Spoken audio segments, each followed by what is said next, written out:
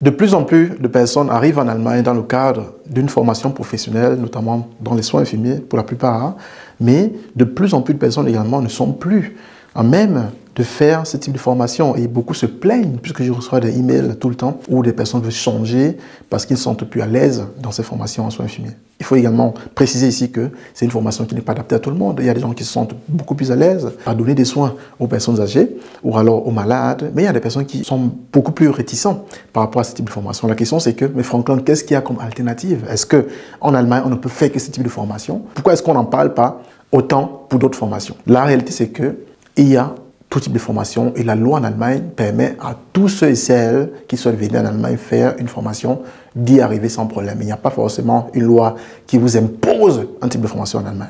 Plus de détails dans cette nouvelle vidéo.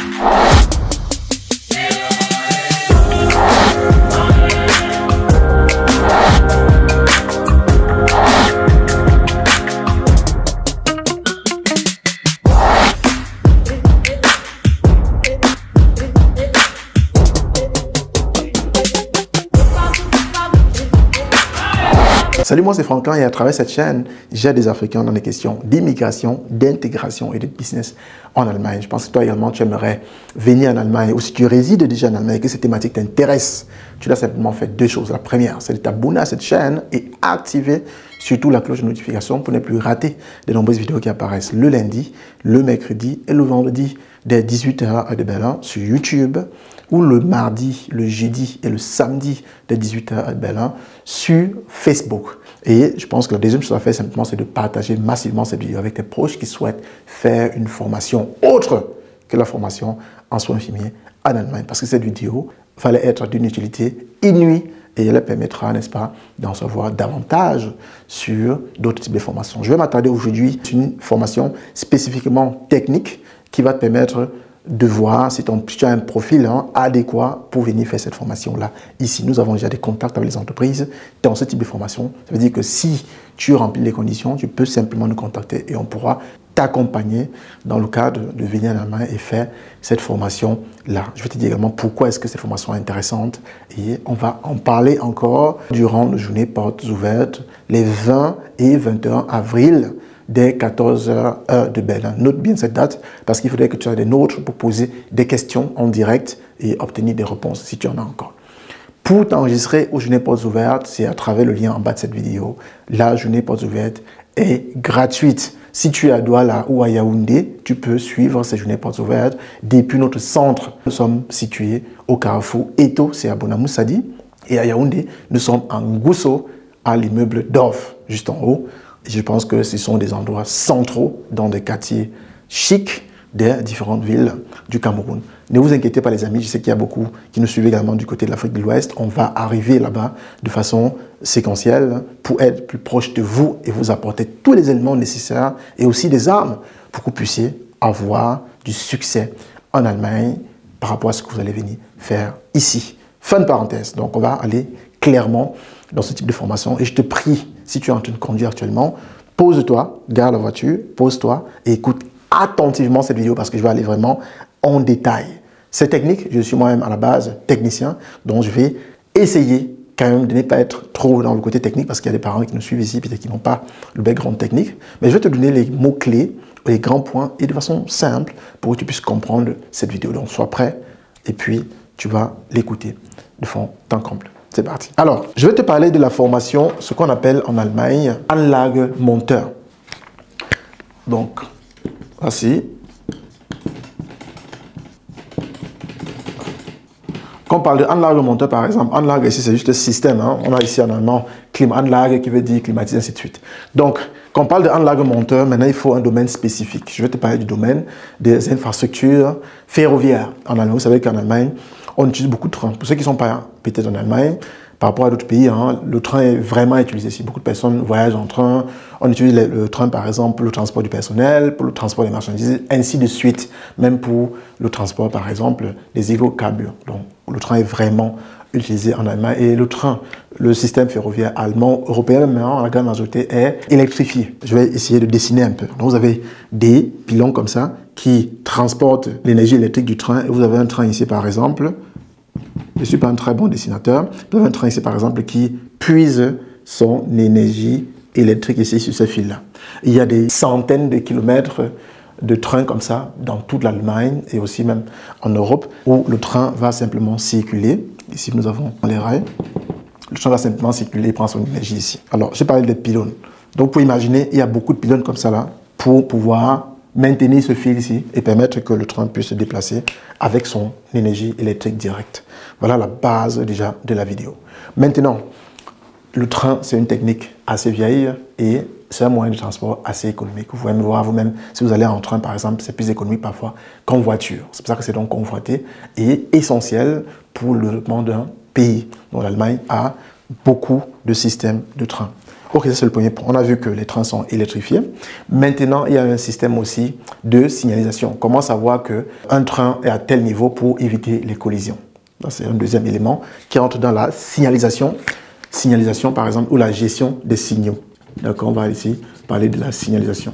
Je vous ai dit, c'est un peu technique la vidéo, mais je vais essayer d'être vraiment très abstrait pour que vous puissiez bien comprendre. Pourquoi est-ce que cette vidéo est importante? Parce que j'ai remarqué, et c'est toujours le cas, même pendant les études à l'époque, c'est que les personnes viennent parfois, ils font des filières dont ils n'ont pas beaucoup de connaissances. Les gens font les dossiers des personnes ou encouragent les personnes à des formations qu'eux-mêmes n'ont pas fait et du coup, n'ont même pas pris la peine d'aller consulter, voir comment cette formation fonctionne, le niveau de complexité et le niveau également d'éthique et le niveau, par exemple, du contact humain qu'il faut avoir dans ces différents types de formations. Donc, ouais, les gens vont parce qu'ils veulent simplement arriver en Allemagne et ils arrivent ici, ils découvrent l'enfer, entre guillemets, et puis ils sont choqués et non seulement frustrés dans leur formation, ne performent pas dans les formations, finissent la formation avec des notes dérisoires et puis sont dans la société allemande plus tard et ne peuvent pas apporter la performance nécessaire.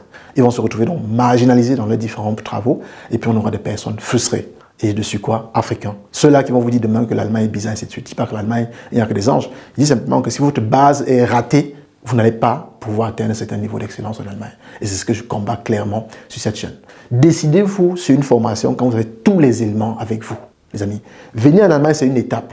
S'en sortir en Allemagne, c'est la deuxième étape. Et maintenant, avoir du succès, exceller maintenant en Allemagne, c'est la troisième étape. Et c'est où je vous attends. C'est où j'attends les Africains en Allemagne. Atteindre un niveau d'excellence ici, sans pareil. C'est ce que moi, je souhaite aux Africains. D'accord? Mais ça se fait avec une bonne préparation. C'est pour ça que je fais les journées portes ouvertes gratuitement pour vous donner tous les éléments. Parce qu'avec ça, vous aurez le même niveau de connaissance que nous ici en Allemagne. Et puis vous pouvez donc décider que non, la formation, je ne pense pas que je suis compétent. Et les projections aussi. Qu'est-ce qu'on devient quand on a fait cette formation-là? D'accord? Vous avez donc toute la sphère de la formation, du début jusqu'à la fin, avant de vous engager. Or, des personnes qui vous accompagnent parfois vous disent non, viens en Allemagne, tu touches 1 500 € chaque mois, mais vous dites parce que tu vas passer, par quoi tu vas passer pour toucher les 1 500 €, ce que tu vas subir pendant ta formation. Ils ne vous disent pas cela, d'accord? Donc, c'est là qu'il faut éviter. Donc, écoute-moi attentivement ici. On a vu clairement, les trains se déplacent par système électrique en Allemagne, la plupart des trains, et il y a certains villages où il y a encore des trains qui utilisent, n'est-ce pas, l'essence ou le diesel, qui ont encore des moteurs à combustion. Mais c'est dans certains petits villages. Mais en grande majorité, le train fonctionne avec l'énergie électrique.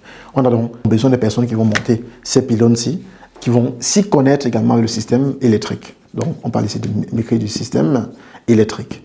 Et n'ayez pas peur, hein. Quand on parle de système électrique, ce n'est pas la magie, les amis. En Afrique, quand vous faites un baccalauréat, par exemple, scientifique, vous faites de la physique, vous apprenez les bases de l'électronique ou de l'électrotechnique. Pour ceux qui ont fait des filières F2, par exemple, ou F3, sont des personnes qui sont déjà adaptées ou qui ont déjà des bases pour faire ce type de formation.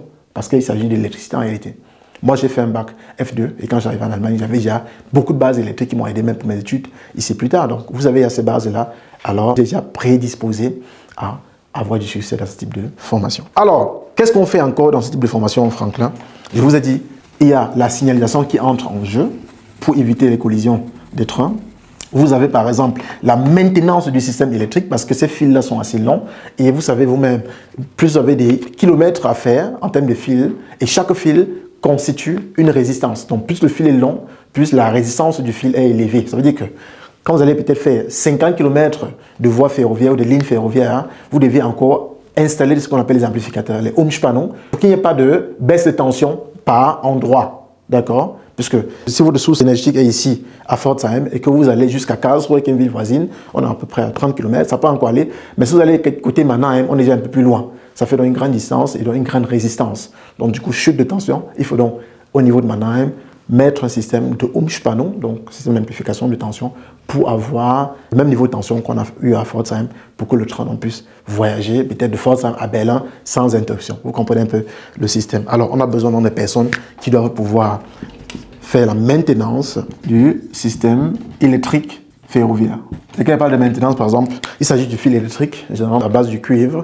Donc, plus les trains roulent là-dessus, vous avez le fil, par exemple, électrique ici, le train est là, il roule, ça frotte, et ce fil également perd un peu en valeur avec du temps. Ce qui fait que le fil va parfois se couper, ou alors peut-être s'il y a de la tornade, un arbre qui tombe sur la voie ferroviaire, ça coupe ce fil-là, ça l'endommage. Maintenant, il faut venir réparer. Donc, ce sont des choses qui arrivent en Allemagne tout le temps. Donc, vous serez donc un technicien de maintenance à ce niveau-là, de maintenance du système électrique. Vous aurez également le montage du système électrique parce qu'on veut peut-être développer certains endroits et mettre des nouvelles lignes ferroviaires. L'Allemagne n'a pas fini d'être développée, hein. L'Allemagne continue tout le temps.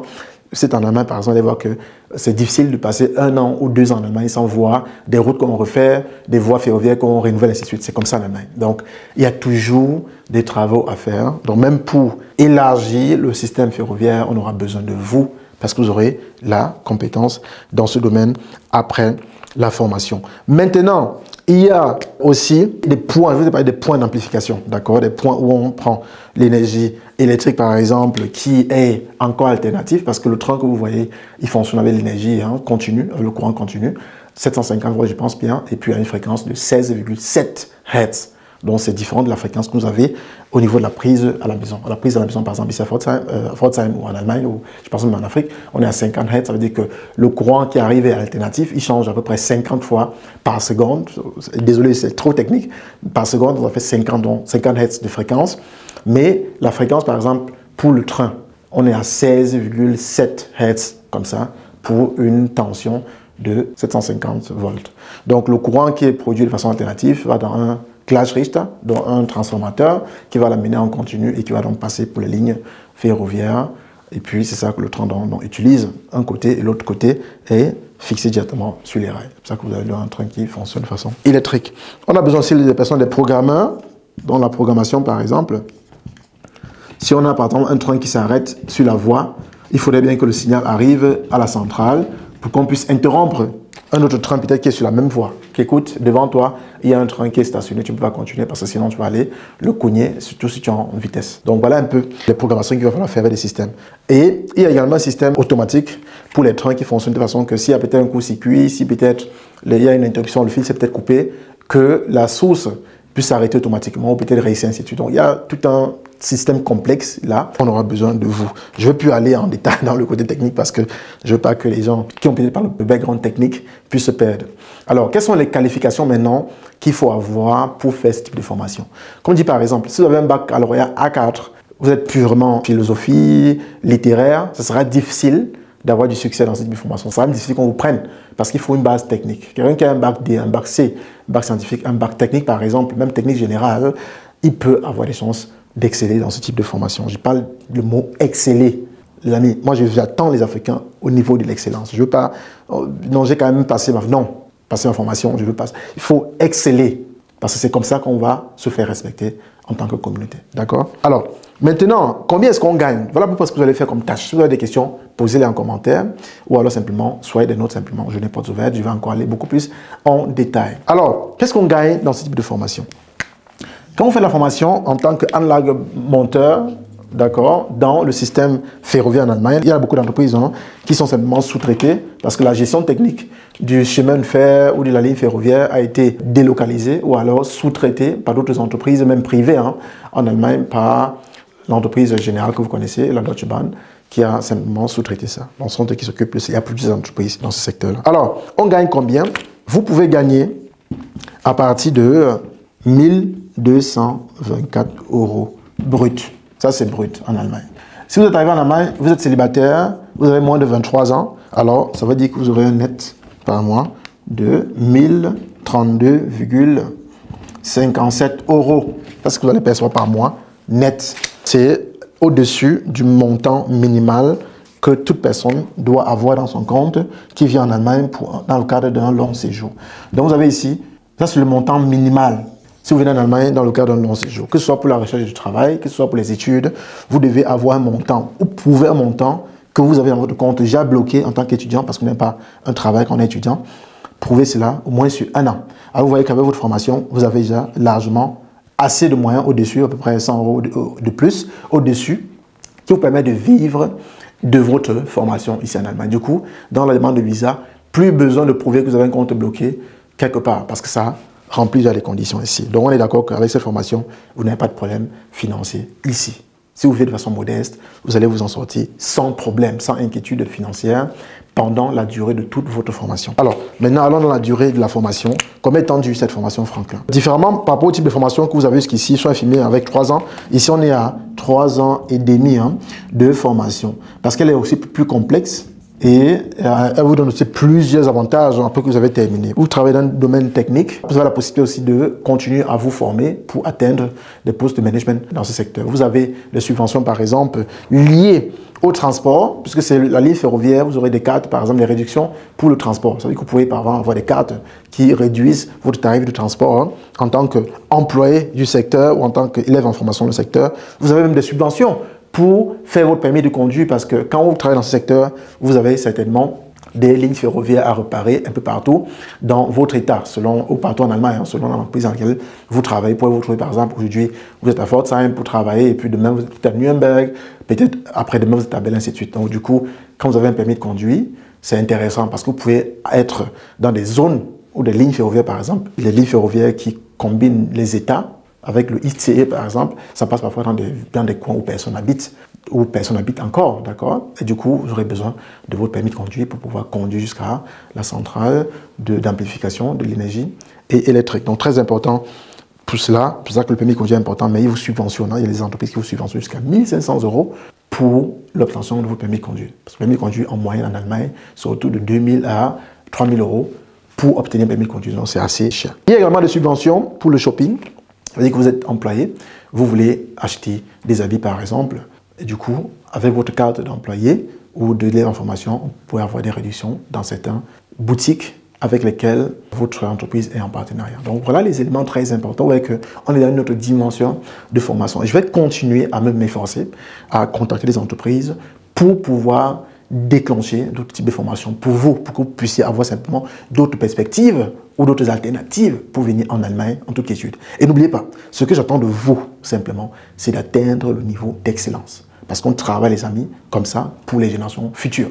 L'Allemagne reste un pays d'opportunités, mais il faut taffer, d'accord? Il faut soulever du coude, il faut travailler pour atteindre ce niveau d'excellence-là, pour que nos enfants, soient-ils nés ici, ou alors qu'ils viendront plus tard, plus savoir que des gens sont passés et ils ont fait du bon travail avant. Donc voilà ce que je l'ai partagé clairement avec toi dans cette vidéo. J'espère que ça t'a apporté un plus. Si tu as d'autres questions, n'hésite pas à me les balancer en commentaire. Et puis, c'est avec un plaisir que je partage avec toi les informations et soit des notes surtout le 20 et 21 avril pour ne plus rater ou alors pour avoir tous les éléments encore supplémentaires autour de cette formation, la procédure de postulation, le temps de procédure, ainsi de suite, et notamment les coûts également qui engendrent cette procédure pour pouvoir avoir toutes les informations nécessaires et arriver en Allemagne en toute quiétude. Voilà tout pour la vidéo. C'était Franklin. On se retrouve simplement dans quelques jours pour la prochaine vidéo sur la chaîne. Réussir en Allemagne. Bien le bonjour. Bye bye.